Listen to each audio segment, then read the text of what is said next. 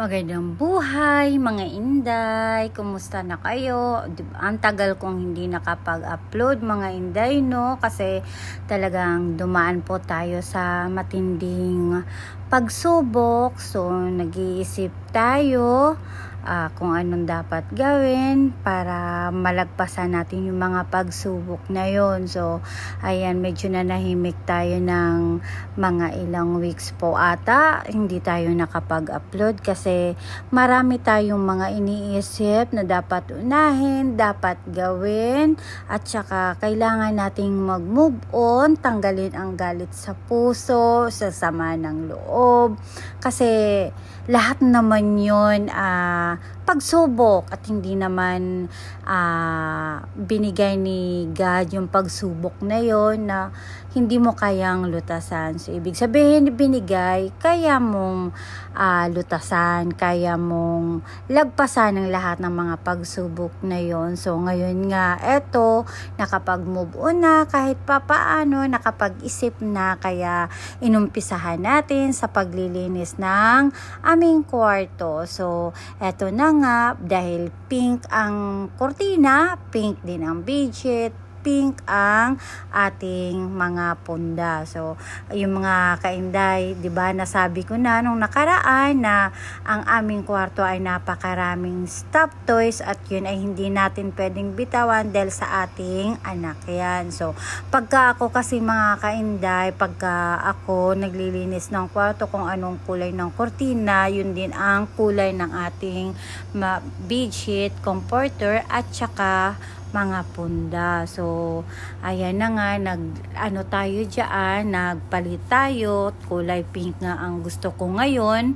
So yung mga natanggal nating mga kortina dyan, bedsheet, tinutupi natin yan bago ilagay sa ating labahan, para hindi mahirap ba pagka naglalaba ka, ibubukod-bukod mo pa, kasi yung ako kasi mga inday, pagka naglalaba, binubukod ko yung mga light color, mga white, at saka dark color. Kung ang mga bedsheet, ano po din, sama-sama yan. So ayan na nga mga kainday, pagka ako din, no, talagang gusto ko maayos. So nag-usap kami ni Dudong niya na pagka sino yung huling gumising, siya yung magliligpit sa higaan. So ayaw niya kasing magligpit mga inday, kaya nakikisabayan yun sa akin, pero talagang minsan mas gusto niya pang matulog, kaya minsan nahuhuli talaga siyang matulog, gumising, kaya siya yung nagliligpit. So ayan yung lagayan ng ating anak, no, yung abo ng ating anak diyan.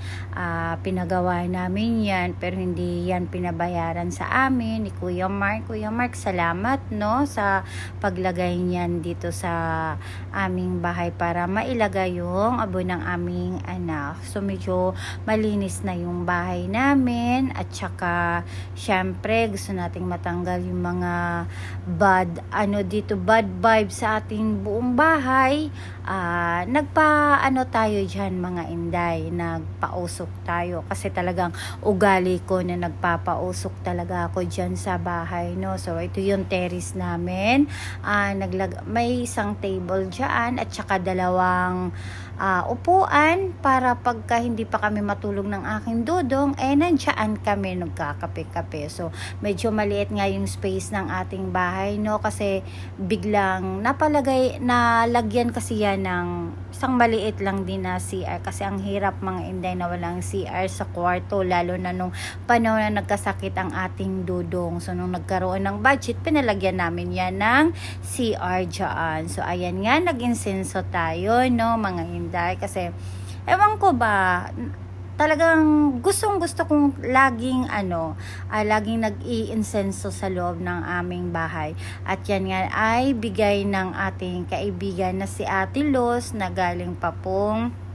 ibang bansa yan. So the next day mga inday, ayan na, kasi si Dudong natin ang huling nagising, kaya siya nagliligpit. Tignan nyo naman po, no, sobrang hindi ko talaga nagustuhan mga inday, talagang biglang uminit yung aking ulo dyan. So mga inday, salamat sa panunood ng aming video. Sana po supportahan nyo po ako Please like, share, and subscribe mga kainday.